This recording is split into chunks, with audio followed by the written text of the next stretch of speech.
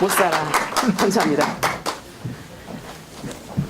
아, 예, 감사합니다. 네, 반갑습니다. 우리 김민석 원장님하고 저하고 친구예요. 그래서 소개를 좀 해주셨습니다. 저는 지금 용인시 수지에 살고 있습니다. 더불어민주당 비례대표 국회의원 정춘숙입니다. 안녕하십니까?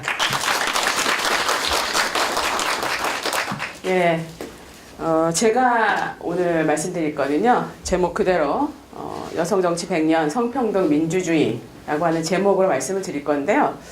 카메라를 찍으시는 선생님께서는 저보고 여기 이 범주를 벗어나지 마라 이렇게 이제 오더를 주셨는데 노력해 보겠습니다. 근데 이제 원래 제가 질문과 대답이 있는 강의를 되게 좋아하고요. 안 그러면 약간 처음에 안 그랬는데 원래 내 뜻은 그렇지 않은데 점점점 눈이 막 감기면서 이런 증세가 나올 수가 있습니다.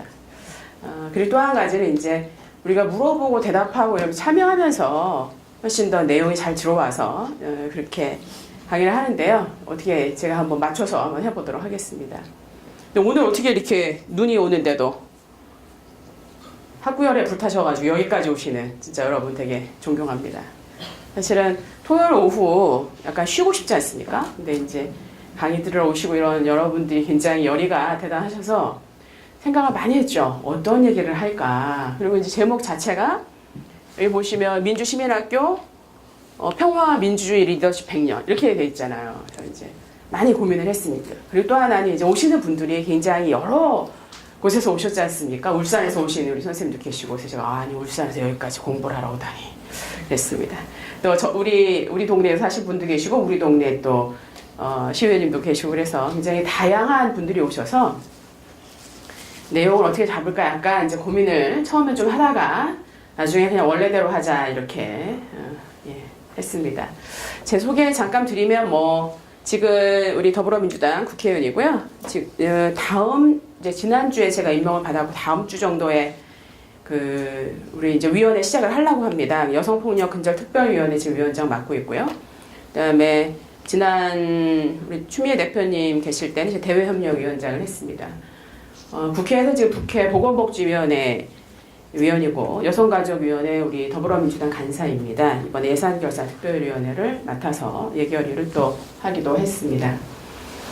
저는 이제 국회의원 되기 전에 1992년부터 2015년 1월 14일까지 한국여성의전화라고 하는 여성단체에서 일을 했고요.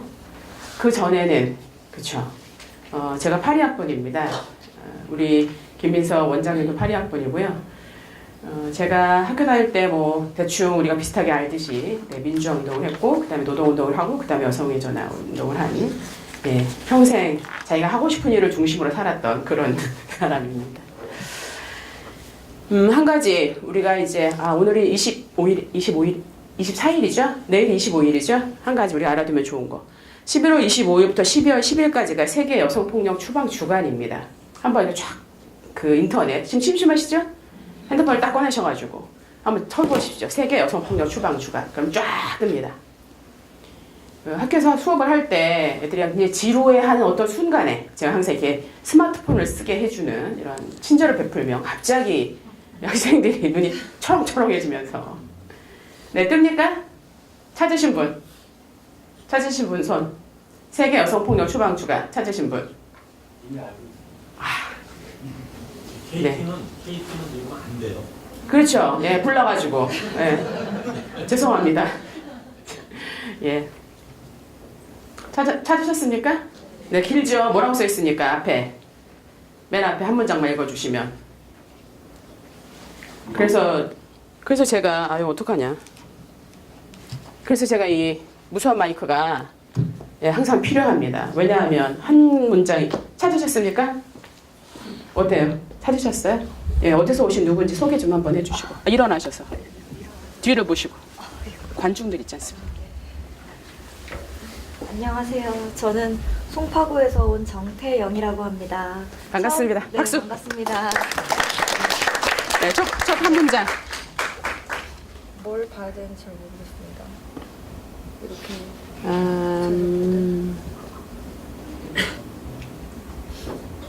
보시면 여기 읽어주시면 되죠. 네.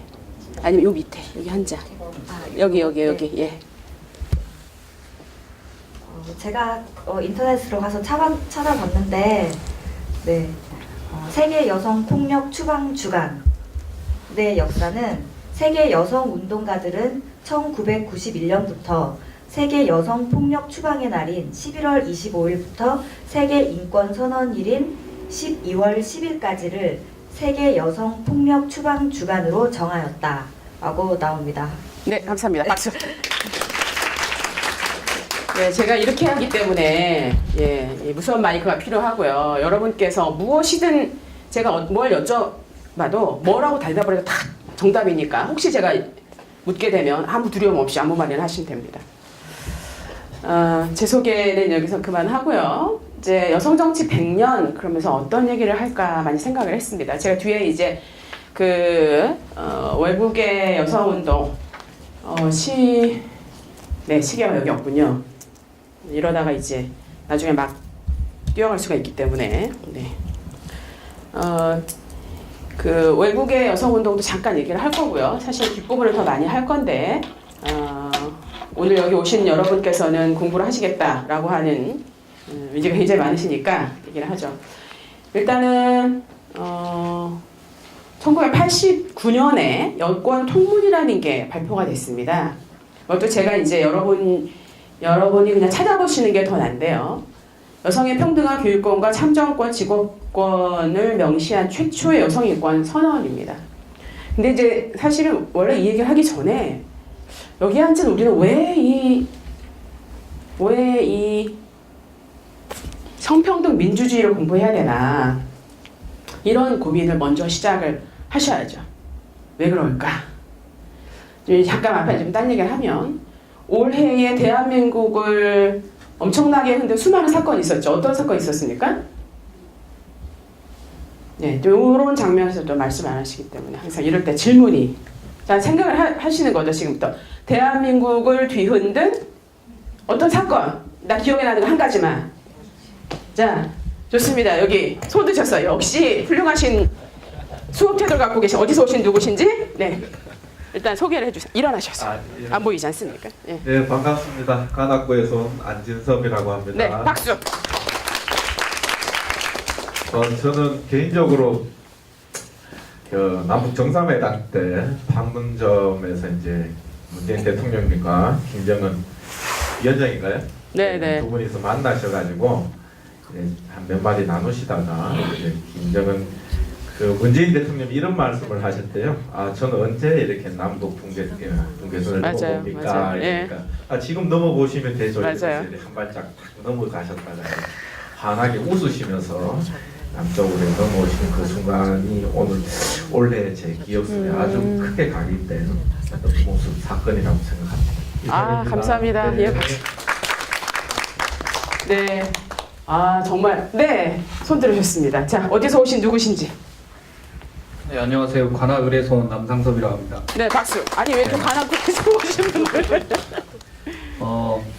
올해는 물론 남북 관계도 굉장히 중요한 문제였고, 근데 이제 이 수업과 관련해서는 미투 운동이 굉장히 기억에 남는 것 같습니다. 그리고 여러 가지 문화계라든가 권력 기득권층 사이에서도 발생했던 미투 사건들. 그러니까 여성의 입장에서는 어떻게 보면 많은 어려움이 있었을 텐데 자기 자신의 그런 치부까지도 다 드러내는 그런 용기를 보였던 거에 대해서 굉장히 많은 생각을 하게 되었습니다. 네, 감사합니다. 네, 역시 우리는 훌륭한 학생이라서 질문에 대한 대답을 이렇게 딱딱 해주십니다. 정말 남북 정상회담을 보면서는 제가 약간 이제 드디어는 늙어가지고 주책이 점점 심해지는구나 이런 생각을 하는 거는 볼 때마다 눈물이 나는 이런 4월 27일 날 이제 대통령께서 이제 청와대를 나오셔가지고 차를 타고 가는데 아무것도 아닌데 거기서부터 막 울기 시작하면서 이게 상태가 내가 그 다음에 이제 갑자기 만나셨잖아요. 그때도 또 막 눈물이 나서 나는 이게 정말 감동적이었습니다. 역사의 길이 남을 일이죠. 지금 또 그리고 두 번째 말씀해 주신 우리 선생님 얘기처럼 아마 대한민국의 여성운동의 역사는 올해를 정말 굉장히 기억을 할 겁니다. 아까 말씀하신 대로 미투 운동이 시작이 됐고, 그래서 기억하시겠지만 해화동에서 7만 명, 4만 명, 3만 명 이런 누가 오라고 그렇게 조직할 수가 없습니다. 그런 여자들이 어디선가 나타나가지고 정말 모여서 너무나 많은 얘기를 한 그런 날들이기도 하죠. 대한민국 역사상 최초의 일입니다. 그래서 도대체가 이 앞으로 우리가 가져야 하는 평화와 민주주의의 리더십이라고 하는 이 제목에서 도대체 여성이라고 하는 범주는, 여성이라고 하는 여성들이 갖고 있는 수많은 얘기들은 무슨 얘기가 되어야 할까? 혹시 여기 오신 많은 분들 중에 앞으로 정치를 하거나 뭐 정치를 안 한다 하더라도 우리가 정치하는 것만 리더십을 발휘하는 게 아니기 때문에 그랬을 때 나는 여성 문제 어떻게 이해해야 할까? 라고 하는 것이 하나의 숙제가 되기도 합니다. 아까 우리 김민서 원장님이 말씀을 하셨는데 문화와 여성이라고 하는 것이 앞으로 대한민국 혹은 우리 당이 살아가는 데서 굉장히 핵심적인 키워드가 될 거다 이렇게 얘기를 했거든요. 저는 성평등 문제가 반드시 대한민국의 핵심 문제가 될 뿐만 아니라 우리 당이 다른 당들과 차별성을 갖는 굉장히 중요한 아젠다가 될 거라고 생각을 합니다. 그래서 저는 이제 제가 이거하고 조금 다른 강의안으로 올해 우리 국회의원님들 한 거의 70여 분 가까이를 모시고 제가 그 예결특위위원회 회의실에 강의를 했어요. 우리 당 의원님들 모시고. 그리고 이제 뭐 강의 요청 올 때마다 갈 수는 없습니다. 시간이 약간 없는 편이어가지고. 하지만 이제 우리 당원 혹은 우리에 관심이 있는 분들이 요청을 할 때는 제가 강의하려고 하죠. 도대체가 우리는 왜 이 평화와 민주주의의 리더십 100년을 배우면서 이 여성 정치 100년 성평등 민주주의를 배워야 할까? 그게 이제 여러분들께 제가 드리는 질문입니다. 제가 시험을 볼 수는 없지만 아마 마칠 때쯤 되면 스스로 다 정리를 하시리라 이렇게 생각을 합니다. 네, 일단 이제 진도를 한번 나가보죠. 그래서 올해가 불법 촬영 동영상으로부터 출발해서 미투 운동으로 대한민국 역사에 아마 앞으로 굉장히 기억이 될 날인 것처럼 여기 보시는 대로 1898년 9월 1일에 여권통문이라고 하는 여성인권 선언서가 발표가 됐는데요. 여기 내용이 좀 잘 안 보이시긴 하겠지만 여자들도 직업 가져야 한다. 여자들도 사회 참여할 수 있어야 한다. 뭐 그런 아주 놀라운 얘기들이 있습니다. 교육을 받아야 한다. 그리고 문명 개화 정치에 참여할 권리가 있다. 뭐 이런 얘기들 하고 있습니다. 이거는 시대를 초월한 굉장히 놀라운 일이고요. 올해 여권통문이 이제 발표된 100년이 돼가지고요.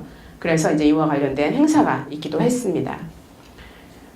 그 다음을 좀 보면 이 사진이 아마 올해 8.15였던 것 같은데 대통령께서 여성 독립운동가들의 이름을 부르셨는데요. 대통령께서 이름을 부르시면 정말 그동안에 잃어버렸던 역사가 막 다 깨어나죠. 저는 참 좋습니다. 이런 게.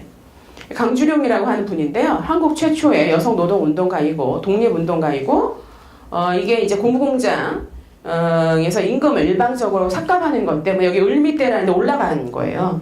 그래가지고 우리가 최초의 고공농성이다 이렇게 얘기를 합니다. 네. 그래서 이분이 명언을 했죠. 여기 보시는 것처럼 내가 권리를 포기해서 다른 사람에게까지 피해를 줄 수 없다. 이게 이제 굉장히 중요한 얘기인데요. 이렇게 얘기했습니다. 우리는 우리들 임금이 깎이는 것만 걱정하지 않습니다. 우리 임금이 깎이면 평양에 있는 다른 고무공장 노동자들의 임금도 깎일 것입니다. 나는 많이 배우지 못했습니다. 그렇지만 내가 권리를 포기해서 이거죠. 내가 권리를 포기해서 다른 사람까지 피해를 줄 수 없습니다. 이렇게 얘기했습니다. 이것이 이제 우리가 공동체 혹은 노동운동 혹은 인권과 관련된 얘기를 할 때 선구자들이 갖는 마음의 자세인 것 같습니다. 그래서 이제 이런 그림이 있었습니다. 사실은 우리나라 최초의 고공농성이죠. 그 여성들이 보통 뭐 나약하다 혹은 뭐 이렇게 겁 많다 이렇게 생각할지 모르지만요. 우리나라 이게 딴 나라도 그렇긴 하지만 여성들이 굉장히 용감합니다. 저는 이제 그런 걸 많이 보고요. 그래서 이제 이렇게 이제 여성의 정치, 여성의 인권, 노동 이런 게 이제 시작이 되었습니다. 이분은 이제 독립운동가고요. 이번에 이제 그 이전에도 이미 독립운동가로 인정을 받은 바 있습니다. 이게 이제 여성 참정권의 실현인데요. 참정권은 우리가 아는 것처럼 나만 이 투표할 수 있는 거 혹은 뭐 그 내가 후보가 될 수 있는 거 이런 걸 말하는 거 가장 기본적인 거. 근데 여기 보면 이렇게 돼 있어요. 1946년 12월에 이 여성들이 요청하기를 여성에게도 선거권을 달라 이렇게 얘기했어요. 당시에는 만 20세가 넘는 세대주만 참여할 수 있게 되었습니다. 세대주는 누구예요? 거의 99%가 다 남자라고 보면 되죠. 그러니까 여성들에게는 참정권이 없었습니다. 그래서 선거권 및 피선거권을 인정해달라 이렇게 요청을 했고 그게 1948년 3월 17일의 일입니다. 그래서 우리나라 여성들이 그냥 공짜로 참정권을 얻었다. 그렇지 않다라는 얘기를 지금 하는 겁니다. 제 얘기는. 물론 좀 더 우리보다 세게 하는 나라들 있죠. 보면 지금 여성 참정권이 영국은 1918년, 뭐 미국 20년, 뭐 1946 프랑스 이렇게 돼 있습니다. 생각보다 여성들이 이 선거권과 피선거권을 가진 게 얼마 되지 않았습니다. 그래서 100년 이제 좀 넘은. 그래서 여성이 사실은 사회의 주체가 된 민주주의 사회의 주체가 되기 시작한 게 얼마 되지 않았다라는 거고 그만큼 여성들에게 해결되지 않은 문제가 많더라 이런 얘기입니다. 제가 이제 당사자의 중요성을 굉장히 얘기 많이 하는데 어떤 거냐면 이런 거죠. 이번 20대 국회에서는 어느 당도 장애인 당사자가 새로 국회에 들어오지 못했습니다.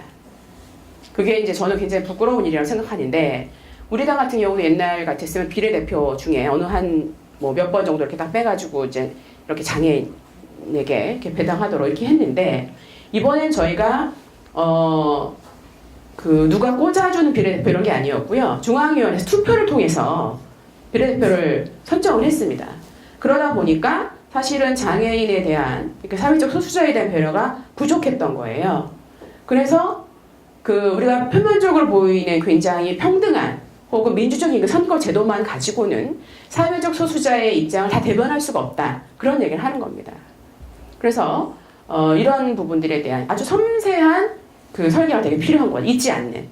근데 이제 예를 들면 이런 거죠. 뭐 제가 아까 저희 이력에서 보신 것처럼 저는 여성운동과 또 여성폭력 문제 이런 거 굉장히 오랫동안 해온 사람이기 때문에 누가 가르쳐 주지 않아도 저절로 알게 되는 게 있습니다. 어떤 상황에서 이게 뭐가 좀 이상해. 그럼 분명히 이상한 거거든요. 그런데 이제 장애인들 같은 경우도 마찬가지죠.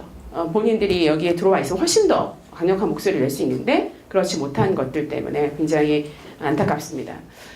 어떤 의회, 정치와 의회에 대해서 얘기하는 분들이 이렇게 얘기하시죠. 대한민국 국회는 대한민국 인구 구조와 대한민국의 산천이 다 들어와야 한다 이렇게 얘기를 합니다. 그러니까 산이 들어올 수는 없지만 산에 사람도 들어와야 되고 어촌에 있는 사람도 들어와야 되고 농촌에 있는 사람도 들어와야 되고 여성이 우리나라 인구의 2분의 1, 2분의 1 들어와야 되고 이런 얘기를 하시는 거죠. 왜 그렇게 되지 않았을까? 라고 하는 것에서 우리의 질문은 시작이 됩니다. 그렇죠. 평화와 민주주의 리더십 뭘까? 네. 그 다음에 이제 외국에 이게 이제 영국인데요. 영국과 프랑스 이 사람은 아주 유명한 사람. 올랭드 그주라고 하는 사람인데요. 프랑스 이 사람이 한 명언 기억나시죠? 여성이 사형대에 오를 권리가 있다면 의정 연설 연단 위에 오를 권리도 당연히 있다 이렇게 얘기했습니다. 아주 유명한 여성운동가고요. 그 다음에 이제 이 펜커스트라고 하는 영국 사회운동가인데 참정권을 얻기 위해서 단식 투쟁을 하고 체포와 속방 12차례 계속한 이거 아십니까? 서프로젝트라고 하는 영화가 있었습니다. 혹시 보신 분 계세요? 저는 네 감사합니다. 역시 깨어있는 시민들의 모임이다 우리는. 네, 서프로젝트라는 영화가 있었습니다. 한번 보시면 참정권을 얻기 위해서 여기 경마장에 뛰어들어갑니다. 그래서 죽었죠. 그래서 이제 이렇게 20세기 초 영국에서 참정권 운동을 벌인 여성들 지칭하는 운동이에요. 서프로젝트 운동이.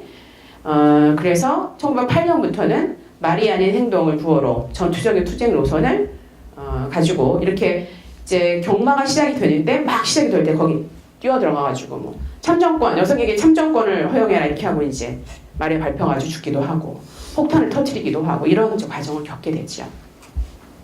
그래서 이런 거 보면서 이제 우리나라 여자들이 뭐 1948년 이후에 뭐 저절로 참정권을 가졌다는 둥 이렇게 얘기를 하지만 아까 보신 것처럼 뭐 강주령, 여권통문 수많은 여성 독립운동가들이 있습니다.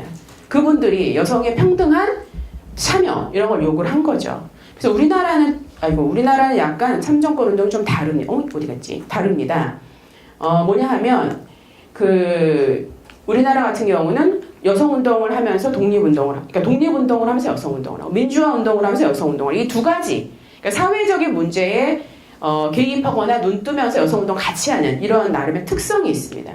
근데 이런 특성이 나중에 어떻게 되냐면 상당히 여성운동의 뿌리를 깊게 하지만 사회운동으로서야 또 한 측면으로는 여성운동이 독립적인 그런 운동을 하는데 또 어려움이 있기도 합니다. 그건 1980년대에 여성운동이라든지 좀 살펴보시면 내부에 항상 그런 토론이 있습니다. 그러니까 1980년대 같은 데는 우리가 민주화운동에 다 몸바치는 시절이었기 때문에 정말 그때는 여성운동이 우리가 이렇게 불렀습니다. 여성운동을 부문운동이라고 부르고요. 그 가치를 굉장히 이렇게 아주 협소하게 생각했던 그런 시절도 있습니다. 지금은 이제 많이 달라졌죠. 그래서 한국의 여성운동은 그런 차이가 있습니다. 그리고 또 하나는 이제 뭐 이분에 대한 여러 가지 평가가 있습니다만 박순천이라는 그 정치인 계시죠? 박순천 총재는 한국 헌정사상 최초 여성 당수고 생리휴가제, 산전산후휴고, 휴무제, 간통, 쌍벌제 등 이런 여성 인권을 향상한 이런 입법을 주도했습니다. 옛날에 간통죄가요. 간통한 그 여자만 처벌했습니다. 그런 거 알고 계세요? 그런 일이 있었습니다. 그래서 이런 다른 이제 하죠. 가장 그 한국 정치사에, 한국 인권사에 가장 기억에 남는 건 호주제 폐지 운동이 있었습니다. 1948년 가족법이 이제 만들어지면서 호주제가 생기죠. 그래서 호주제는 뭐 여러분 혹시 기억하실지 모르겠습니다만 호주 승계 순위를 아들, 딸, 처, 며느리, 어머니 이렇게 돼 있어갖고 3살 된 이 아들이 뭐 40살 된 어머니 호주가 돼야 하는 도저히 말이 안 되는 이제 그런 일들이 많이 있었고요. 결국은 이런 호주 승계 순위로 인해서 결국 남녀 평등이 위배되고 성차별이 발생한다. 그러니까 북의 우선 혈통주의 및 남성 우월 의식을 조장하게 된다. 이런 얘기를 하고요. 그리고 이제 결국은 이게 이제 개인의 존엄과 양성 평등을 보장하는 헌법 정신에 위배돼가지고 폐지되게 되죠. 사실 이것 때문에 굉장한 논란이 많이 있었습니다. 껍데기만 있는데 뭘 그러냐, 그냥 내버려 둬라 이런 얘기를 하기도 하고 이것에 반대해서 1997년부터는 부모성 함께 쓰기 운동. 그래서 왜 성 2개 쓰시는 여성이나 남성들 있잖아요. 이제 그런 분들이 바로 이런 운동을 하시는 이제 그런 겁니다. 근데 이게 상징적이지만 사실은 우리가 태어나면서부터 아버지의 성을 따르게 되는 그런 내용들이 있는 겁니다. 제가 죄송하지만은 혹시 선생님 성함이 어떻게 되시나요? 정태영 씨예요? 그럼 아마 잘은 모르겠지만 아버님이 혹시 정씨. 선생님 성은 어떻게 되십니까? 윤지은 선생님이시구나. 그러면은 혹시 아버님 성 선생님 성은 어떻게 되십니까? 네, 박종훈입니다. 아, 그러세요? 그럼 아버님은 성함이 어떻게 되십니까? 네, 박씨. 아, 참 이상하네요. 왜 여기 계신 분들은 아버님이랑 성이 같으신 거예요? 안 이상하십니까? 어머니도 계시잖아요. 네. 자, 한번 어머니는 성함이 어떻게 되죠? 그렇습니까? 네. 아, 그러시구나. 어머니는 그러시구나. 그러시네요. 뭐 윤씨 아니고. 네. 네. 어머니 김씨입니다. 아, 성이 다르시네요. 네. 네. 왜 물어보는지 아시겠죠? 우리는 한 번도 의심해 본 적이 없습니다. 제가 정춘숙이잖아요. 그래서 저는 학교 갔을 때 항상 정춘숙이라고 생각했죠. 아무렇지도 않게. 그쵸? 저희 어머니는 이제 장씨세요.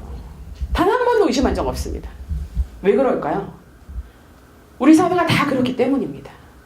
그러니까 아버지하고 성이 이상한 다른 사람을 우리가 굉장히 색안경을 끼고 보는 그런 근거가 되기도 했죠.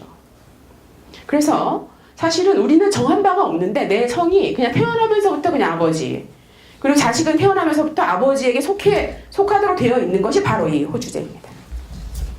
그러면 엄마는 어디 갔나요? 그런 문제제기를 하게 됩니다. 그래서 이거는 껍데기만 있는 것이 아니라 사실 우리 사회를 기본적으로 규율하고 있는 원칙처럼 되어 있는 거죠. 지금은 부모가 아이가 태어나기 전에 성을 뭘로 쓸게 이렇게 정하면 되지만 기본이 아버지 성을 쓰고 합의하면 엄마 성도 쓸 수 있는 이렇게 되어 있습니다. 그래서 뭐라고 하냐면 껍데기만 바뀌었어 이렇게 얘기하기도 합니다. 제가 어떤 그 유명한 소설가가요 이렇게 말했습니다. 자기는 태어나서 한 번도 성차별 당해본 적 없어 이렇게 얘기를 하셨어요. 그래서 그렇군요. 참 좋은 집안에서 태어나셨네요. 이렇게 얘기하면서 이렇게 물어봤죠. 그러면은 그분이 김땡땡 씨예요. 김땡땡 씨께서는 아버님 성함이 어떻게 되시나요? 이거 김땡땡이래요. 왜 김땡땡이실까요? 그분 대답 못 하시죠. 어머니는 이땡땡씨래요. 그럼 왜 어머니 성은 안 따르셨나요? 아니 글쎄요. 그게 바로 뭡니까? 호주제이고 부모는 그러니까 자식은 아버지의 성을 따라야 한다라고 하는 호주제이고 그 다음에 바로 그런 것들이 우리는 전혀 인식하지 못하지만 머리끝부터 발끝까지 우리 사회가 가지고 있는 남성 중심 사회라고 하는 것에 포함되어 있는 거예요. 그렇지 않습니까? 여러분 왜 나는 아버지랑 성이 같을까 이런 고민해 보신 적 있으세요? 없죠. 있으세요? 훌륭하십니다. 저는 어머니 아버님 좀 같아가지고 아, 이 자석을 씁니다. 그러세요. 멋지십니다. 예. 여기 선생님만 특별하고 대부분은 다 안 그러세요. 99%. 근데 의원님이 좀 도와줘야 되는 게 있는 게 네. 이제 뭐 오늘 강의랑 이제 밀접한 건데 네. 제가 올해 그 한 과자회사랑 지금 분쟁 중이에요. 근데 이제 과자 명칭이 이제 엄마선 파이가 있어갖고 전화해가지고 아빠선 파이도 만들어달라고 제가 이제 그 건의를 했어요. 예. 뭐 그랬더니 뭐 거의 저를 미친놈 취급하면서 지금 상황이 몰려 있어가지고 근데 이제 이 성인지 문제인데 의원님이 꼭 도와주셨으면 합니다. 예. 네. 알겠습니다. 그렇죠. 엄마 손파이만 있고 왜 아빠 손파이는 없는 겁니까? 굉장히 마땅한 질문이시죠. 우리가 생각하지 못하는 거예요. 맞습니다. 그런 거 하나하나가 파이는 엄마가 만드는 건가 봐. 이렇게 내면화 시켜주거든요. 그래서 사실은 이런 호주제 폐지라고 하는 것이 아주 그 상징적인 일만은 아니다. 라는 것을 꼭 말씀드리고 싶었습니다. 제가요, 우리 아들한테, 저희 남편은 최 씨예요. 그래서 저희 아들이 최땡땡인데요. 태어나가지고 한 3살쯤 됐는데, 제가 우리 엄마한테 안 되겠어, 얘는.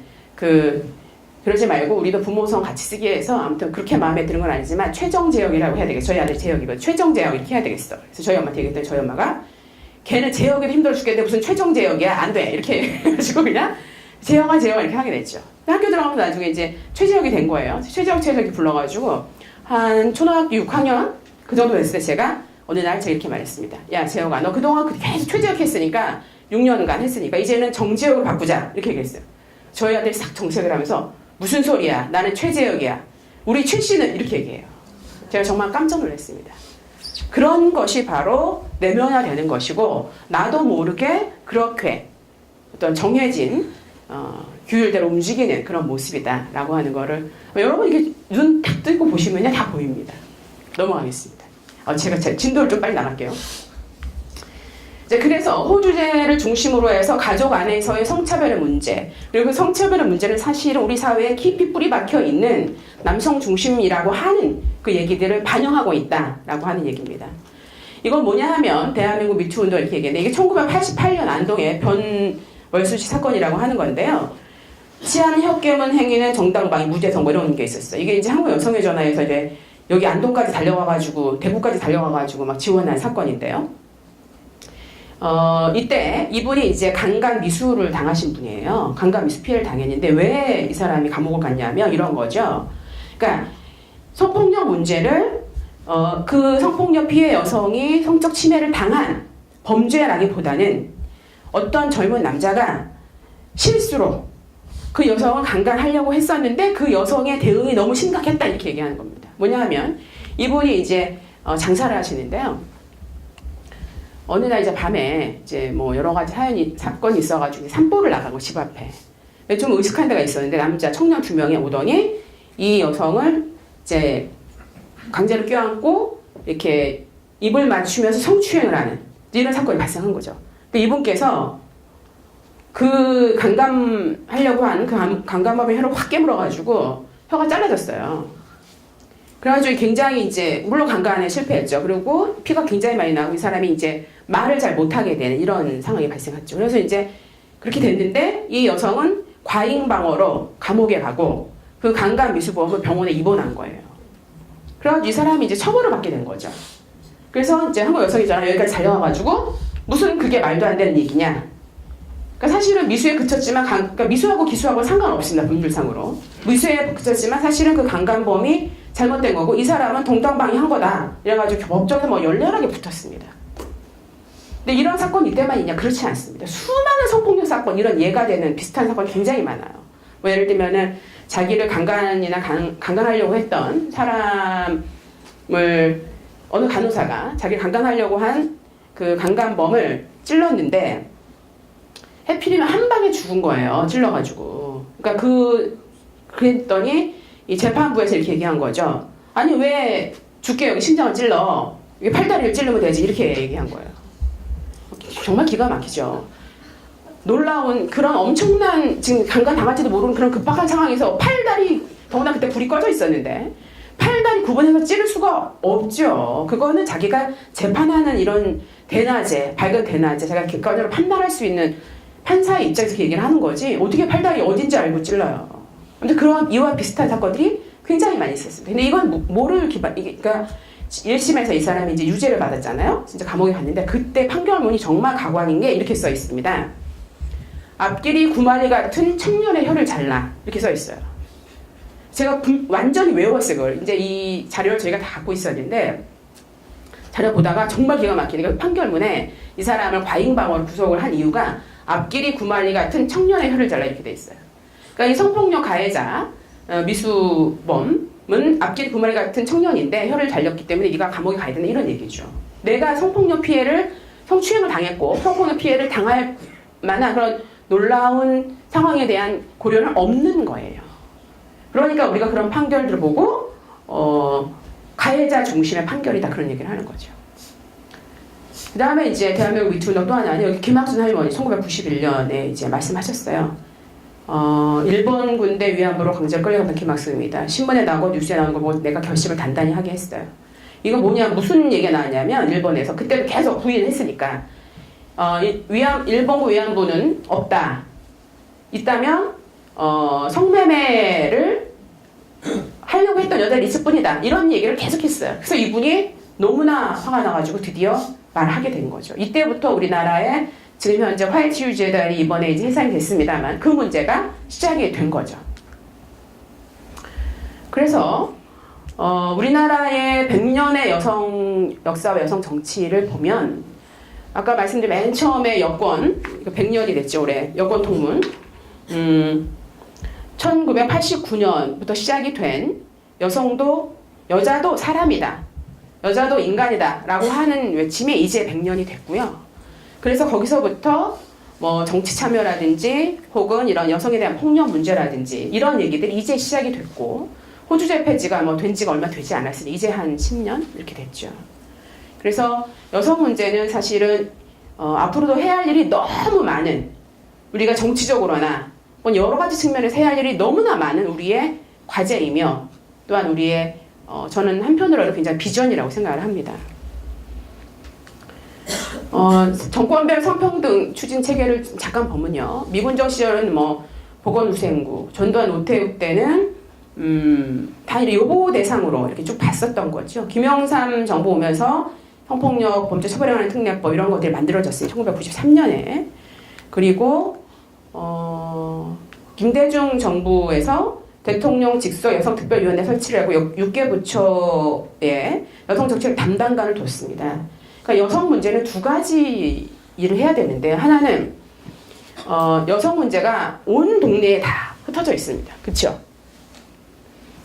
여성과 노동 문제 있죠. 그다음에 여성 군인의 문제 있죠 또. 그리고 뭐 모든 문제에 여성이 다 포함되어 있습니다. 뭐 산업과 관련해서도 여성 기업인에 관련된 문제가 있죠. 그리고 뭐 여성 이렇게 다 온 동네 여성이 흩어져 있어서 여성 문제를 통합 조정해야 되는 기능이 하나 있습니다. 또 한 가지는 여성 고유의 문제라고 하는 여성에게 집중되어 있는 문제들이 있습니다. 예를 들면 여성에 대한 폭력 문제라든지 아니면 여성 고용의 문제라든지 아주 집중적인 문제들이 있어요. 이 두 가지 역할을 다 해야 되기 때문에 굉장히 어렵습니다. 그런데 김대중 정부에서는 나중에 여성부를 만들게 돼요. 2001년 1월에 여성부를 출범시키게 되고 그 다음에 6개 부처를 통해서 6개 부처 여성정책 담당을 통해서 통합 조정하는 그 두 가지를 굉장히 시도를 한 거예요. 저는 김대중 대통령이 굉장히 좋아하는데요. 여러분 제가 이제 아까 컴퓨터 되냐 물어본 거는 한번 나중에 찾아보세요. 스마트폰 꺼내셨죠? 거기 김대중 문패 이렇게 한번 쳐보십시오. 김대중 문패 이렇게 쳐보십시오.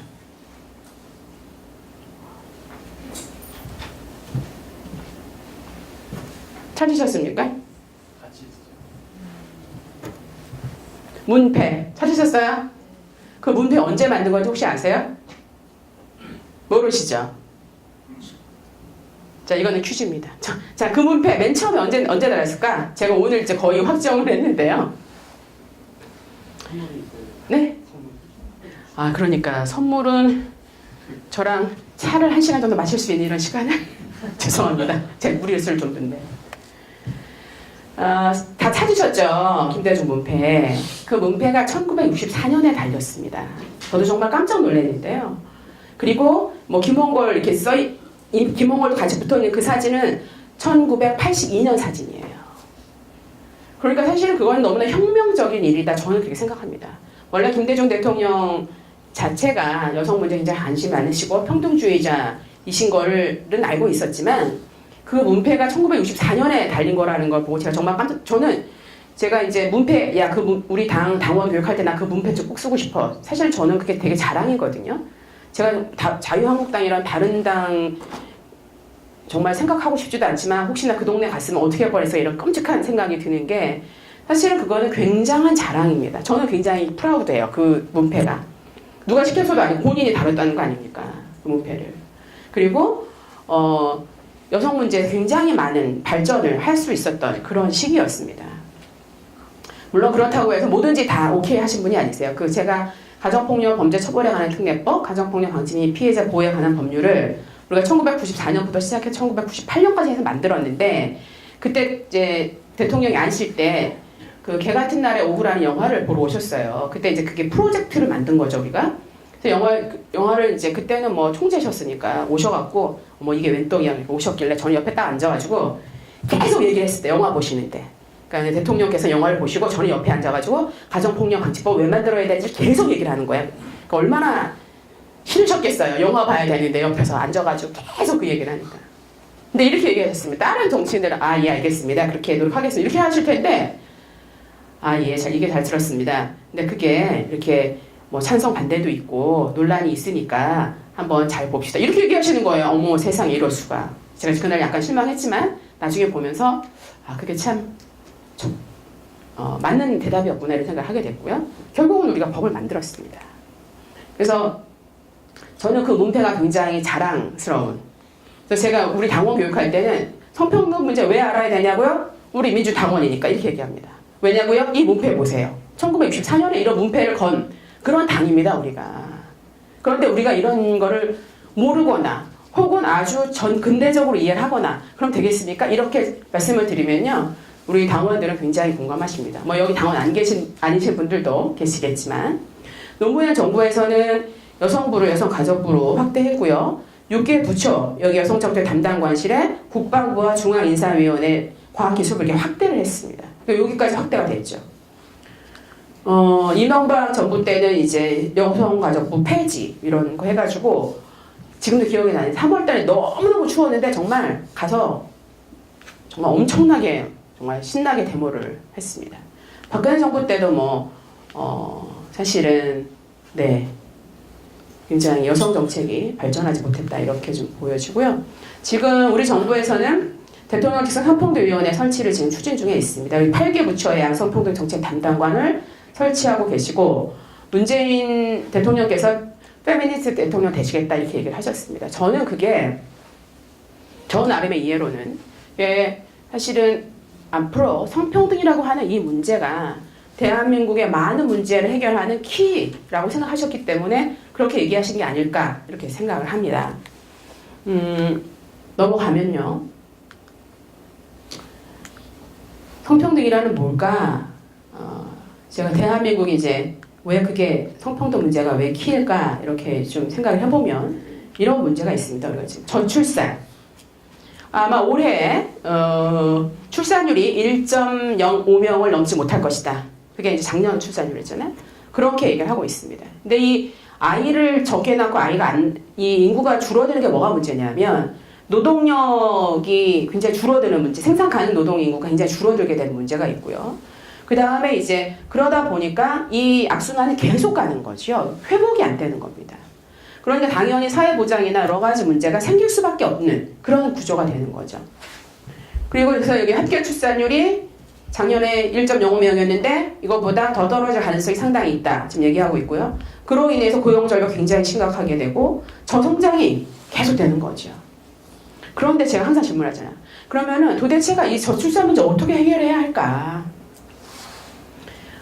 제가 얼마 전에 이제 우리 김성태 자유한국당 원내대표께서 세상에 연설을 하시는데 무슨 돈을 막 준다 그래가지고 제가 그래서 바로 페이스북에 썼습니다. 사실은 그렇게 애기 한 명 나면 얼마 주고 애기 2명 나면 얼마 이런 거 이제 굉장히 인구 정책적으로 접근하는 건데요.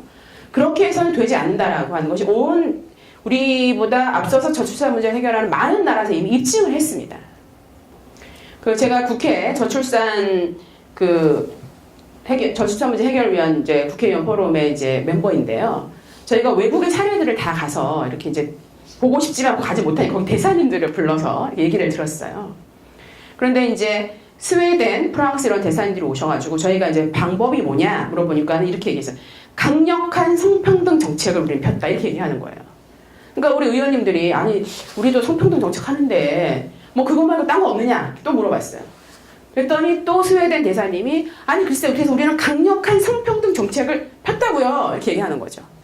그러니까 우리 의원님들이 또 물어봤어요. 아니 글쎄요 성평등 정책 우리도 하는데 그거 말고 뭐 딴 거 없습니까? 그랬더니 다시 한번 마지막에 또 얘기했습니다. 우리는 강력한 성평등 정책을 했습니다 이렇게 얘기하시는 거예요. 성평등 정책의 수준이 되게 다른 겁니다. 그러니까 뭐 예를 들면 육아휴직뿐만 아니라 우리는 임금에 있어서 우리나라 여성의 임금이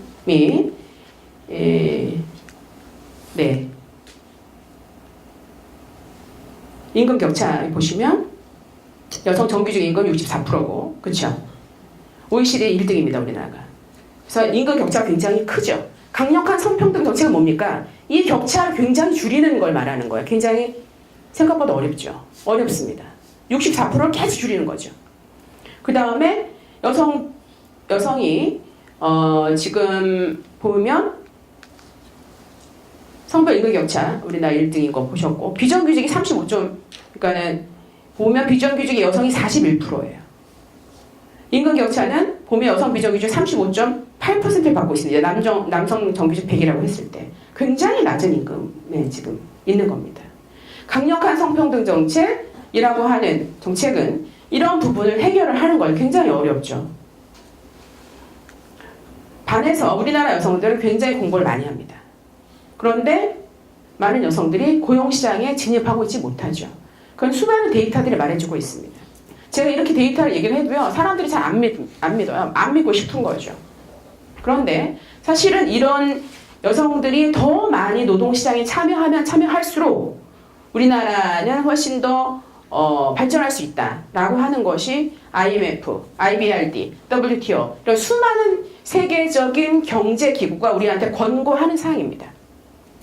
그 기구들한테 우리나라가 어떻게 하면 더 발전할 수 있나요? 어떻게 우리 하면 우리가 3만 불 여기서 이제 왔다리 갔다 하는 걸 넘어갈 수 있나? 이렇게 물어볼 때 너희들 여성이 더 많이 노동시장에 참여해야 한다. 근데 여성을 더 많이 노동시장에 참여하게 하려면 아까 모실 임금 격차를 계속 해소해야 됩니다. 육아 문제 이런 것뿐만 아니라 이런 문제 해결해야만 여자들이 직장을 가는 거죠.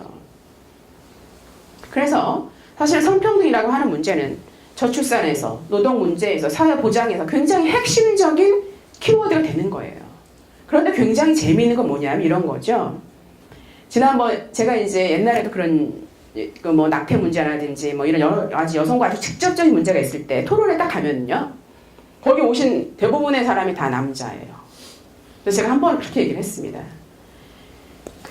제가 알기로는 아이를 여자가 낳는 걸로 아는데 맞죠? 대답을 안 하시네. 제가 틀렸습니까 지금? 아는데 왜 이런 직접적인 문제, 그러니까 직접적인 당사자잖아요. 이런 직접적인 문제에 여성들이 와서 토론하거나 발제하거나 발표하지 않습니까? 여기 왜 이렇게 의사 선생님들만 잔뜩 있습니까? 이래서는 안 되고요. 실제로 그 여성들이 아이를 왜 낳지 않는지, 혹은 아이를 어떻게 해서 낳게 됐는지 이런 거를 얘기해야 되지 않습니까? 제가 그런 얘기를 한 적이 있습니다. 그런 전통이에요. 이렇게 실제로 이 문제 해결을 직접적으로 우리가 할 수 있는 여러 가지 방법이 있는데 우리는 전문가라고 하는 전문가 물론 필요하죠. 전문가만 아는 것 같은 혹은 전문가의 함정에 빠져서 그런 직접적 당사자의 목소리를 다 놓치고 있는 겁니다. 제가 이런 얘기를 막 하면 무슨 얘기 하냐면 이렇게 얘기하시죠 또.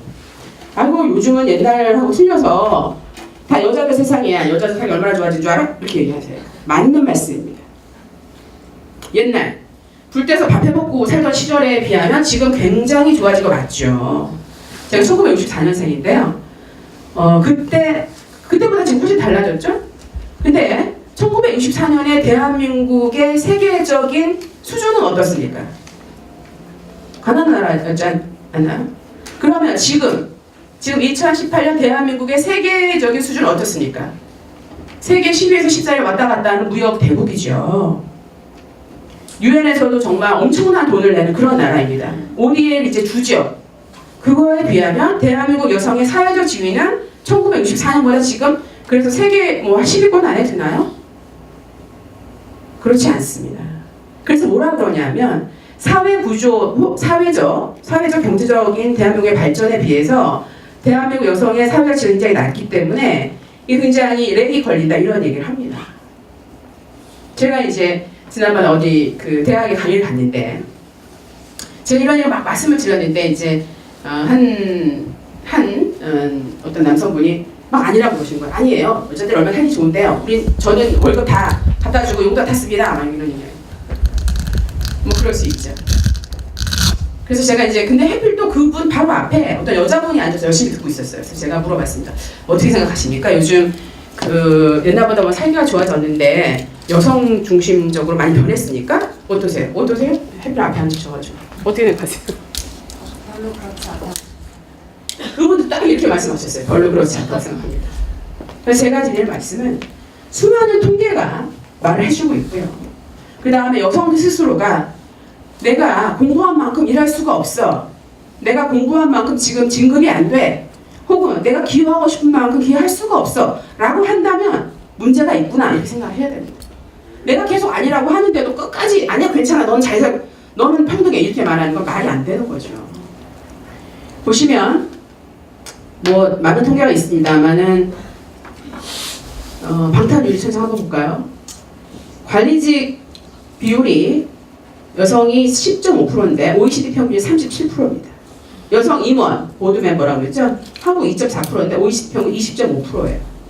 여성 국회의원 말할 것도 없습니다. 예. 지금 우리나라는 17%죠. 그래서 예를 들면 경제 혹은 정치 이렇게 사회의 주요한 일을 결정하는 곳에서 여성들이 아직도 굉장히 낮은 위치에 있기 때문에 여성의 목소리가 충분히 들어가지 않는다. 정책 결정에. 그런 일을 계속하는 겁니다. 그렇기 때문에 우리가 여성들에게 할당제 이런 얘기를 하는 거죠. 사람들이 할당제 그러면 막 난리가 나는데요. 우리가 30% 할당제 이런 얘기를 하는 것은 한 집단에서 다른 집단의 목소리가 들리는 것이 30%는 돼야지 목소리가 들리기 때문입니다. 우리가 이제 임계 한계량이라고 하는데요. 이제 그런 얘기를 하는 거죠. 제가 이제 약간 좀 정리를 해보면 이런 겁니다. 그럼에도 불구하고 나는 그냥 옛날처럼 살래 이렇게 살 수 있습니다. 그런데 우리가 잘 아는 것처럼 세상이 막 너무나 변하고 있는데 나만 옛날처럼 막 살려고 하면 이런 거죠. 성희롱 같은 거 예를 들면 옛날에는 다 그랬어 이렇게 얘기를 해서 계속 그렇게 사시면 어떻게 됩니까? 네, 이제 살기가 힘들겠죠. 저희 이제 돌아가신 외할아버지가 그 말씀드리면 저희 할아버지, 그러니까 옛날 분들은 다 이렇게 이제 뭐 장남이 나를 뭐 이렇게 모시고 뭐 이렇게 살기를 다 기대하잖아요. 그럴 거야 이렇게 기대를 하지 않습니까? 근데 이미 자식들은 부모를 이렇게 모시고 싶지 않아요. 그게 사실인데도 끝까지 이제 모든 재산을 다 아들한테 주고 막 이러다가 결국은 이제 뭐 쓸쓸히 외로이 돌아가셨죠. 그래서 제가 그렇게 말했습니다 우리 엄마한테.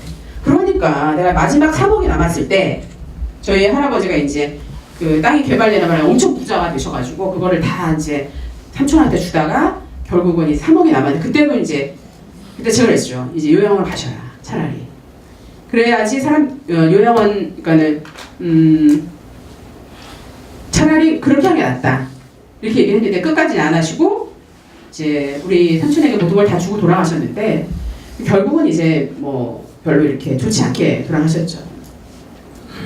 그래서 세상이 변하는데 나는 옛날 그대로 살래라고 하면 참 살기가 쉽지 않습니다. 그렇죠? 그게 뭐 대표적인 게 미투 운동 그런 거죠. 해외역 미투 운동이 세월역 시위의 본질 뭡니까? 성별에 따른 차별과 편견, 폭력이 없는 실질적인 성평등 사회를 만들어줘 그런 얘기입니다. 근데 아마 여러분들도 그거를 직접 보시면 굉장히 생각이 달라지실 거예요. 여기 오신 남성분들은 뭐 당연히 그럴 건데 제가 맨날 하는 게 있습니다. 이 성평등의 문제, 성차별의 문제는 도대체 누구의 문제일까? 누구의 문제일까? 그렇잖아요. 여기서 항상 제가 물어보는 게 있습니다. 돌아가셨거나 살아계시거나 혹시 어머니 계신 분 한번 손 들어보시겠습니까? 어머니 계신 분. 네. 감사합니다. 혹시 남성분들 결혼하셨으면 아내가 있으신 분? 네. 감사합니다. 그럼 혹시 따님 계신 분? 네. 좋습니다. 손 한 번도 안 드신 분 한번 손 들어보세요. 아, 그러세요? 네. 우리가 제가 이렇게 여쭤보는 이유는 뭐냐면 이 여성 성평등의 문제 이것은 여성만의 문제가 아니라는 걸 제가 말씀드리는 겁니다. 그렇죠. 나의 누나의 문제일 수 있고 내 부인의 문제일 수 있고 내 딸의 문제일 수 있고 우리 어머니의 문제일 수가 있습니다. 그것은 저기 있는 저 어떤 사람의 문제가 아니라 그것은 나의 문제이고 그것은 우리 가족의 문제이고 또한 그건 우리 사회의 문제이고 우리 국가의 문제이다 라고 하는 겁니다. 성평등의 문제는. 딱 입장 바꿔서 생각해 보시면 됩니다. 내가 우리 딸이 대학 나와서 공부도 잘했고 직장을 막 죽기 살기를 억지로 들어갔는데 거기서 미스 김 일요일 날 나오면 내가 좀 우리 회사에서 잘 지낼 수 있는 일을 좀 알려줄게. 그래갖고 아무도 없는 일요일 날 불러요. 그래서 뭐를 가르쳐준다라고 하는 명목으로 성추행을 해. 성추행을 했어. 제가 말씀드리는 건 제가 다 경험한 사례 말씀드립니다. 들은 실제로 한 사건들. 그러면 어떠시겠어요? 성추행 당했어. 참고 있어라. 이렇게 얘기하시겠습니까? 그럴 수도 있지. 이렇게 하시겠습니까? 아니죠. 내 문제라면. 미국의 그 어떤 교도소에서 실형을 했답니다. 그 강간범으로 잡혀온 그 사람들에게 물어본 거죠. 만약에 저처럼 너의 엄마나 누나나 여동생이나 혹은 딸이나 이런 사람들이 그런 성폭력 사건 당했으면 어떻게 해? 그 가해자한테 어떻게 하겠어? 물어보니까 뭐라고 할게요? 그렇습니다. 차마 제 입으로 말 못하지만 그렇게 대답했습니다. 평소에 난 억울해. 나는 정말 이거는 거짓말이야. 난 그런 일 한 적이 없어. 이랬던 사람들이 그렇게 대답한 거예요. 그래서 제가 항상 드리는 첫 번째 질문은 그거죠. 이 성평등 문제는 누구의 문제냐? 누구의 문제? 그것은 바로 나의 문제입니다. 여성이기 때문만이 아니라 나의 문제입니다. 나의 문제, 우리 가족의 문제, 결국 우리 사회의 문제입니다. 그리고 우리 사회가 지속 가능하기 위해서는 반드시 해결해야 할 문제입니다. 아까 우리 저출산의 문제, 노동의 문제, 사회보장의 문제 이렇게 얘기했죠. 그리고 그 역사가 이제 최소한 100년이 되었다. 그리고 그 여자들이 이제는 말을 하더라. 말을 하기 시작을 했다. 그리고 결국은 이렇게 성평등한 대한민국이라고 하는 것은 그럼 여자만 잘 먹고 잘 살자는 거냐? 그렇지 않습니다. 제가 굉장히 좋아하는 우리 정재훈 교수님 막 홍보를 해주네. 서울예대 정재훈 교수님이 있어요. 그분이 이제 이렇게 얘기했습니다. 만약에 남성들이 이 가부장제가 얼마나 남성에게 억압적인 것인지를 알게 된다면 그 사람들이 먼저 여성해방운동 하자고 할 것이다. 그런 얘기를 했어요. 성평등의 문제는 여성과 남성이 대결하는 문제가 아니고요. 여성과 남성이 어떻게 하면 이 차별적인 문제를 함께 해결해서 지속 가능한 사회로 갈 거냐 이런 문제입니다. 저는 IMF 이런 일 있을 때 이제 남성들이 막 직장을 못 다녀가지고 집에 미안해가지고 밖에 나가서 노숙자가 되었다 이런 얘기가 정말 남성에게 가부장제가 어떤 것인지를 절대적으로 보여주는 거라고 생각하거든요. 아니 사람이 돈 벌 때도 있고 못 벌 때도 있지 돈 벌 때만 사람인가요? 돈 벌 때만 남편인가요? 아니잖아요. 정말 가족이라고 한다면 이 사람이 자기가 정말 직장에 쫓겨나고 어려운 상황일 때 어떻게 해야 됩니까? 같이 의논하고 같이 해결하고 더 위로받고 이렇게 해야 되는 거잖아요. 근데 그렇게 하지 못했다는 거예요. 남성의 가치는 돈 버는 거야. 이렇게 하니까 돈 못 버니까 가진 한계가 없어져. 이런 말도 안 되는 상황이 발생하는 거죠. 또 그런 거 있습니다. 그 한국 남자 변해에 산다 이런 MBC의 그 특별 다큐멘터리도 있었는데요. 이제 한 50대, 여러분들 좀 아니, 50대 좀 넘은 제 나이째 된 어떤 이런 저보다 조금 나이 많으시는 분들이 이제 밖에 나갔다 집에 딱 들어가면 분명히 막 떡볶이를 먹고 재미있게 하고 웃었던 게 있는데 내가 딱 들어가니까 아빠 오셨습니까? 하고 다 방에 들어가는 거예요. 저 아는 분 한 분은 늘 그렇게 사시다가 이제 은퇴를 하셨어요. 그러니까 아들이 너무 궁금한 거예요. 얘가 취업 준비는 잘하고 있는지 아니면은 뭐 여러 가지로. 그래가지고 걔가 이제 걔를 맨날 기다리는 거 밤 10시, 11시. 그러니까 이제 부인이 아니 왜 이렇게 애를 기다리냐고 그냥 자라고 이랬는데도 이제 그날 계속 기다렸다가 걔 아들 딱 들어오니까 걔가 이제 철수라고 하면 철수야 일로 좀 와봐. 앉아봐. 그러니까 철수 확 돌았죠. 네, 왜 그러세요? 그러니까는 아빠가 이제 너 그래서 취업 준비 잘 되고 있는 거야? 이렇게 얘기를 하신 거죠. 얘가 이렇게 가만히 아빠를 보다가 아니 원래대로 하세요. 그리고 방으로 들어갔다는 거 아니에요. 평소에 대화가 없고요. 정말 돈만 버는 사람이 되다 보니 나중에 돈을 안 벌게 되니까 정말 아무것도 아닌 것 같은 그런 오해와 착각과 슬픈 현실이 있는 거죠. 저는 이 여성이 더 많이 사회에 참여하고 여성이 주체로 서는 것이 남성과 서로 대립된 그런 문제라고 생각하지 않습니다. 여성과 남성이 힘 모아서 이제 지속 가능한 대한민국을 만들어가는 거죠. 그리고 이제 점점 우리도 같이 벌지 않으면 살기가 너무 어렵지 않습니까? 그렇다고 한다면 그 같이 벌고 같이 키우고 같이 나누는 그런 관계가 돼야 되는 거죠. 그렇지 않고서는 대한민국을 지속 가능하게 만들 수가 없습니다. 제가 학교에서 이제 학생들 많이 가르쳤었는데요. 아마 요즘 젊은이들 여기 이제 여성분들도 많이 계시지만 제가 언제 결혼할래? 언제 뭐 애 낳을래? 뭐 제가 이제 저는 원래 전공이 이제 사회복지입니다. 제가 이제 복지를 가르치다가 애들한테 물어보잖아요. 여자 친구들이요. 요즘도 똑같던데 내가 얼마 전까지 물어보니까 결혼 언제 할래? 첫 번째 웬만하면 결혼 안 한다. 두 번째 결혼해도 늦게 한다. 세 번째 결혼해도 애 안 난다. 애 낳게 되면은 정말 하나만 딱 난다. 이렇게 얘기를 해요. 남학생들한테 물어보죠? 저가 물어볼 때는 반대로 대답했습니다. 남자친구들은 학교 졸업해서 직업 가지면 바로 결혼한다. 결혼하면 애 낳는다. 당연히 애 낳죠. 애 낳으면 2명은 낳아. 이렇게 대답을 해요. 전혀 다릅니다. 그래서 여자친구들한테 물어봤죠. 그러니까 왜 그렇게 하려고 하는데 물어보니까 대답이 매우 간단합니다. 결혼하고 애 낳고 그러면 내 삶을 살 수가 없잖아요. 굉장히 격하게 동의하시는데 거기 끄덕끄덕 하시는데요. 그러니까 그렇지 않게 만들어야 합니다. 그래야만 우리가 고민하는 많은 문제들이 점점 해결할 수 있는 그런 실마리가 생기는 거거든요. 그래서 저는 성평등의 문제가 여성만의 문제가 아니라 우리 사회 전체의 문제이고 또한 남성들의 문제이기도 하다라고 말씀을 드리는 겁니다. 그래서 여러분들께서 평화와 민주주의의 리더십 배우는데 배우셔야 한다 이렇게 말씀드리죠. 한 가지만 말씀드리면은 뭐 여기 있죠. 성장, 고용, 복지의 선순환 구조를 위해 성평등 실현이 필요하다. 여러 가지 얘기가 있습니다.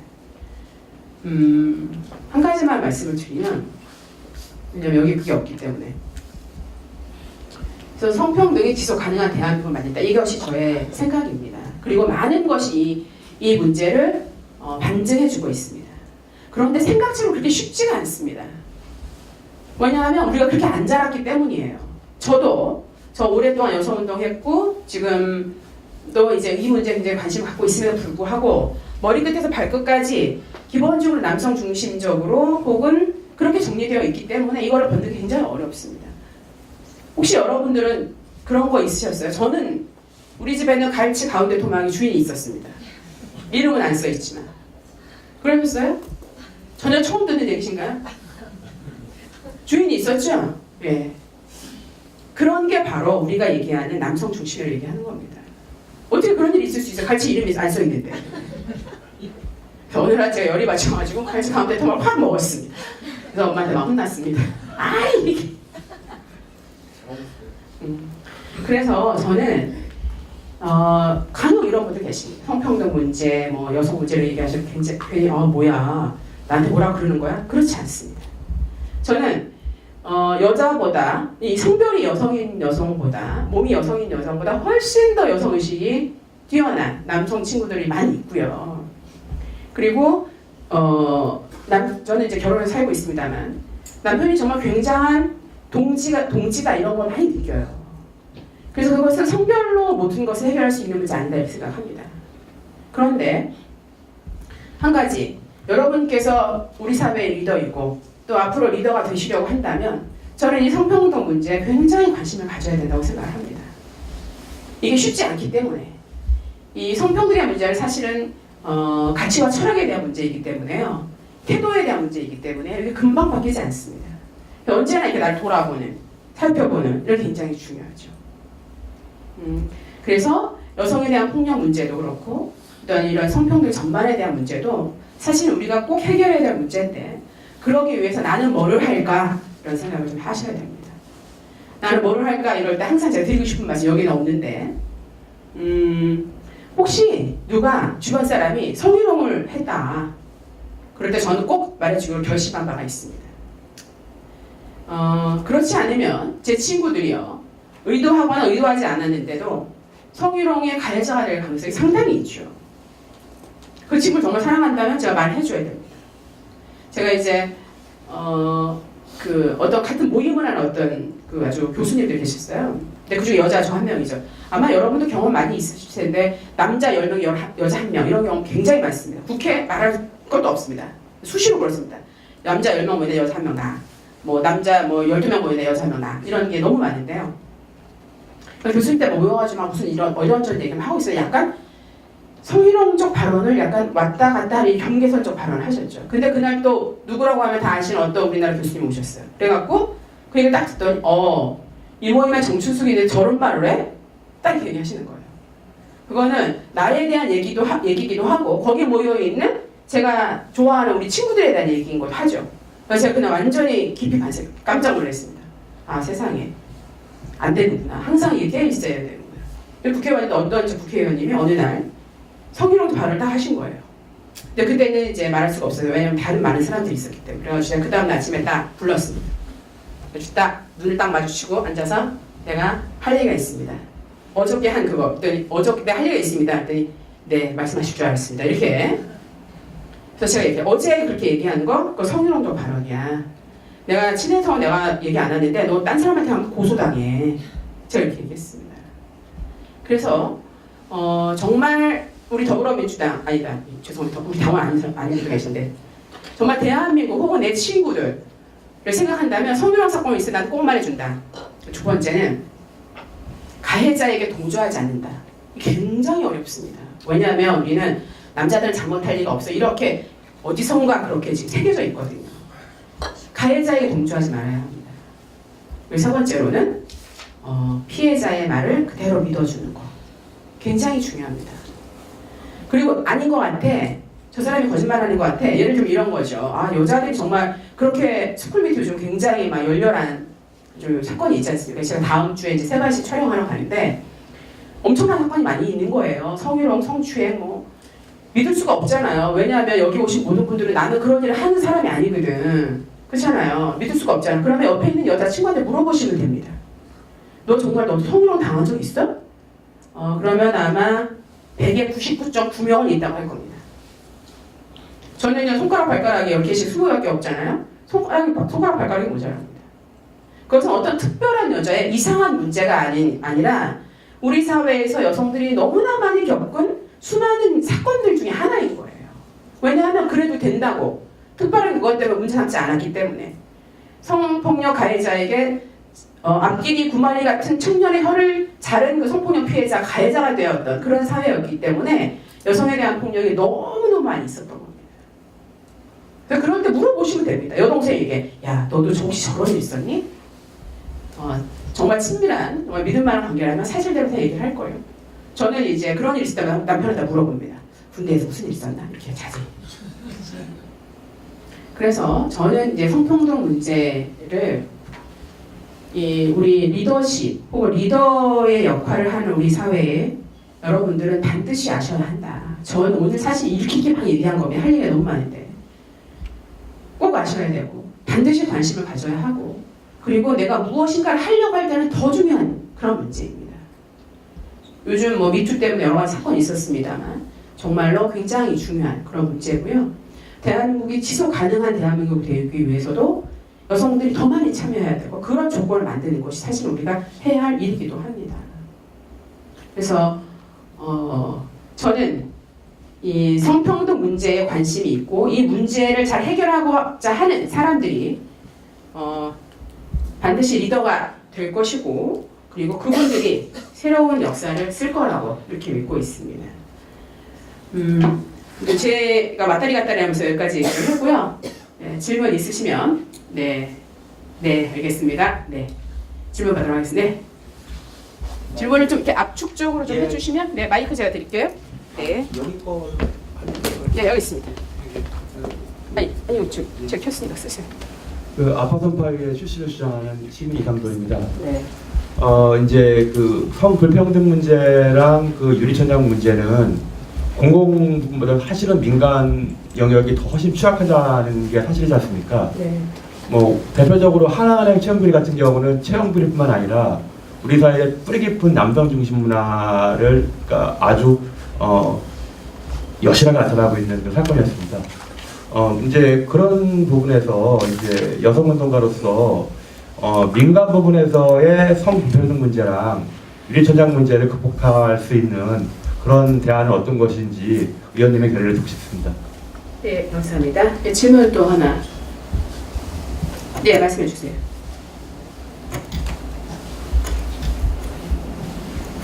마이크 좀 앉아주시고. 네, 안녕하세요. 제가 드릴 질문 여성할당제 관련해서 잠깐 질문을 드리고 싶은데 사실은 이게 우리나라 여성 의원 비율이 좀 낮은 이유가 사실은 대부분 북유럽 국가에 비해서 낮은 건데 사실은 이게 선거 제도의 문제도 있는 거잖아요. 예를 들어서 우리나라 같은 경우 어쨌든 소선거구제 중심의 선거제도를 갖고 있고 북유럽 같은 경우는 어쨌든 비례대표 중심의 선거제도를 갖고 있으니까 그래서 저는 그런 것도 있다고 생각하는데 사실 그럼 왜 소선거구제에서의 여성 의원의 비율이 낮을 수밖에 없는가 하는 여러 가지 이유가 있는데 사실은 제가 생각하는 가장 큰 이유는 여성 후보가 지역구에서 출마를 하면은 여성 유권자들이 더 찍어줄 것 같아요. 더 안 찍어주는 경향이 많다고 들었거든요. 그래서 실제로 의원님께서도 지역에서 활동을 하시니까 그런 경향이 있는지 있다면 어떤 게 있는지 좀 말씀해 주시면 감사하겠습니다. 네, 또 질문 있으십니까? 네.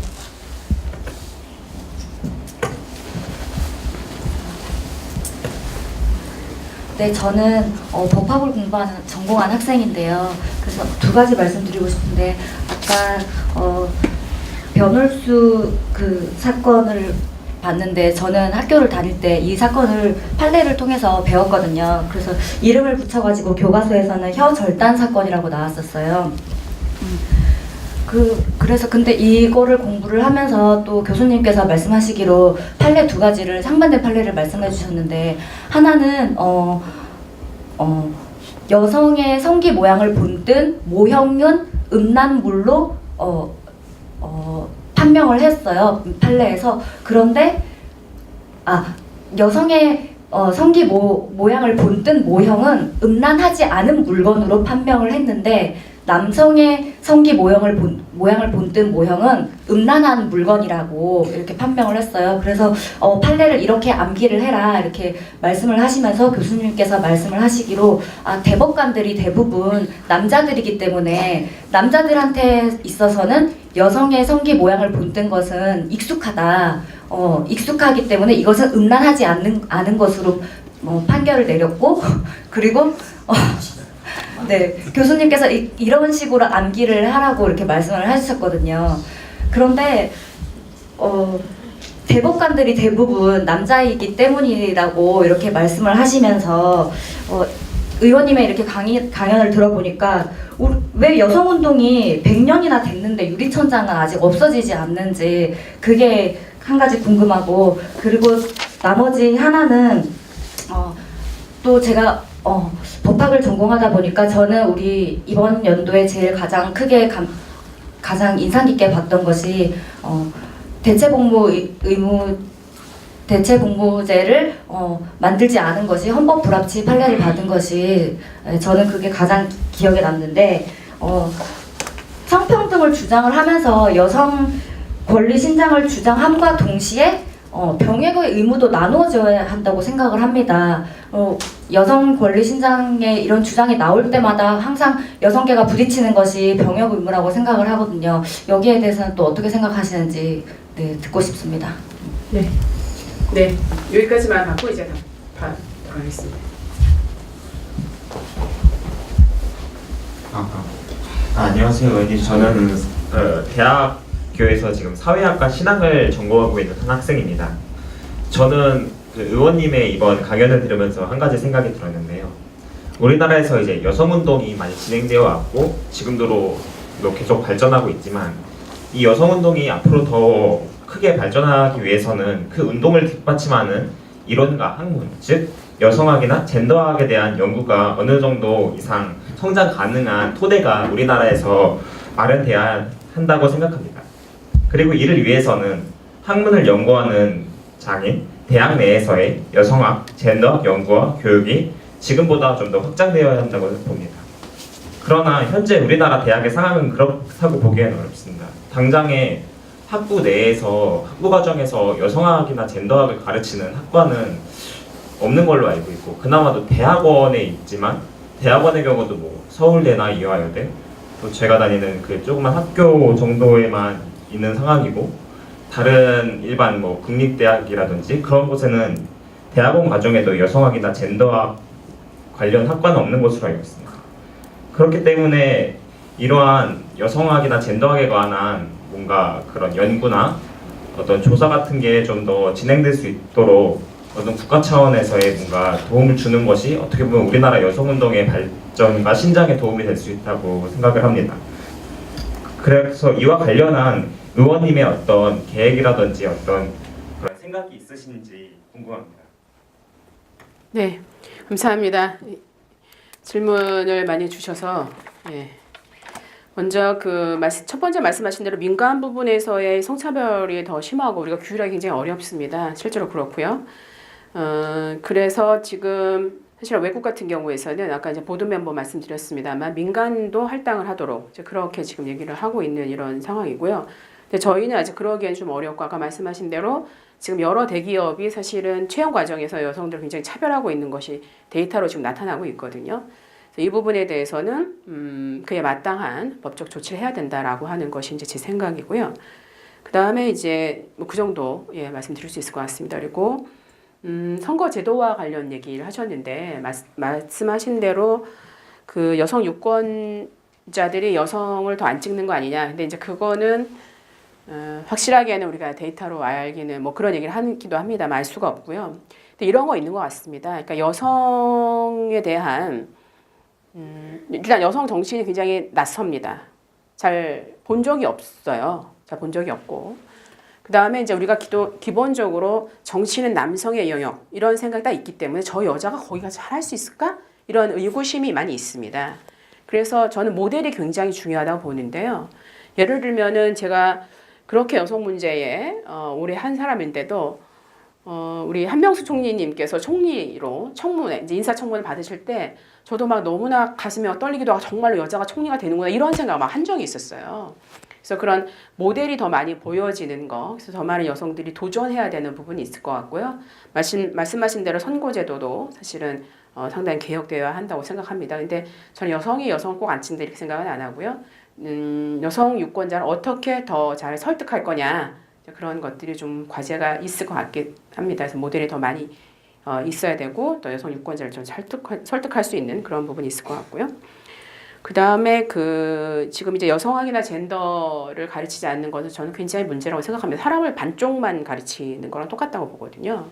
제가 이제 지구를 우리가 반쪽해갖고 여자하고 남자가 완전히 따로 살 수 있는 게 아니라고 한다면 서로 협력하고 함께 할 수 있는 여러 가지 방안을 모색해야 됩니다. 너는 아니야 이렇게 하는 게 아니라. 그래서 저는 지금 제가 이제 여성폭력 근절 기본법을 제출을 했는데요. 그 법에서는 초등학교 때부터 이 성평등과 인권에 대한 교육을 지금 할 수 있도록 그런 법조항을 만들었습니다. 그래서 초등학교, 중학교, 고등학교 이렇게 쭉. 왜냐하면 지금 이제 마찬가지 의견이실 것 같은데 이 여성 성평등이나 여성에 대한 문제 혹은 소수자와 관련된 문제는 가치와 철학에 대한 문제입니다. 그렇기 때문에 아주 어렸을 때부터 체계적인 이런 교육이 필요하고요. 외국에서는 이미 그렇게 하고 있는 그렇습니다. 그래서 저는 이제 그렇게 지금 법안을 냈습니다. 이 정도로 예, 답을 드리고 그 지금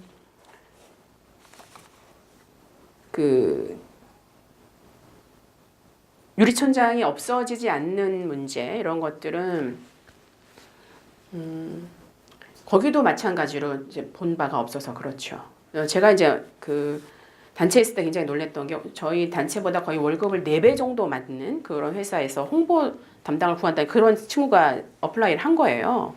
그래서 월급 얼마인 줄 알고 왔느냐, 알고 왔다 이렇게 얘기하면서 그 친구가 얘기하는 게 자기 친구가 자기 상사가 되는 거는 거기까지는 참을 수 있는데 자기 후배가 자기 상사가 되는 건 도저히 더 이상은 참을 수가 없었다. 그래서 이제 그만두고 정말 난 여성운동 하겠다 이런 얘기를 하더라고요. 그래서 사실은 여성들이 일단은 진입 자체가 굉장히 적기도 했었고 그 고위직에 올라가는 것 과정 자체가 굉장히 어렵습니다. 그렇기 때문에 굉장히 많이 그렇고요. 그래서 아까 말씀드린 대로 할당제를 하기도 하고 뭐 여러 가지 방식으로 여성들이 의사결정 구조에 들어오도록 이렇게 하고 있는 지금 상황이고요. 그다음 병역과 관련해서는 저는 뭐 여러 가지 조건이 있습니다만 여성도 군대 갈 수 있다고 생각합니다. 앞으로 이제 군대 자체가 이제 계속 이 신체적 근력의 힘을 쓰는 것이 아니라 이제 바뀌어 갈 거기 때문에 다르게 갈 수 있다고 보는데 그렇지만은 예를 들면 병영이라든지 이런 곳이 여성이 갈 수 있는 곳이 되어야 하고 여자도 같이 갈 수 있다는 게 보여져야 합니다. 이번에도 그 여성 자기가 데리고 있는 그 성소수자인 부하 여직원을 그러니까 여성 군인이죠.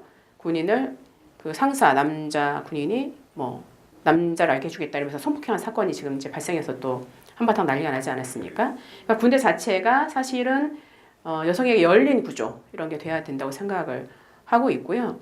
그랬을 경우에는 지금 이제 이 병역과 관련된 얘기가 굉장히 다르게 얘기될 수 있고 그런데 더 큰 문제가 있죠. 이 병역을 의무 복무제로 하는 게 맞냐? 모병제로 하는 게 맞냐라고 하는 논쟁까지 있기 때문에 그것은 여러 가지로 굉장히 다양하게 우리가 논의해야 된다고 생각을 합니다. 네, 그 여러분 좀 쉬시고 다음 강의도 들으셔야 하기 때문에 제 얘기는 여기서 마치도록 하겠습니다. 긴 시간 강의를 경청해 주셔서 정말 감사드리고요. 사실은 오늘 다 못한 얘기가 굉장히 많이 있습니다. 혹시 관심 있으신 분들은 옆에 오늘 만나신 분들하고 독서 모임이라도 하나 만드셔서 공부하시고 갈고 닦으시는 그런 여러분 되시길 바라고요. 저도 여러분께서 보내주신 이 질문과 또 관심에 또 더 열심히 의정 활동하고 저도 열심히 공부하고 실천하도록 하겠습니다. 감사합니다. 마치겠습니다. 네, 더불어민주당의 여성 정치인으로서 열띤 강연 펼쳐주신 정춘숙 의원님께 다시 한번 큰 박수 부탁드립니다. 네, 감사합니다. 이어서 단체 사진 촬영이 있겠습니다. 사진 촬영을 원하시는 분은 앞에 단상으로 나와주시기 바랍니다.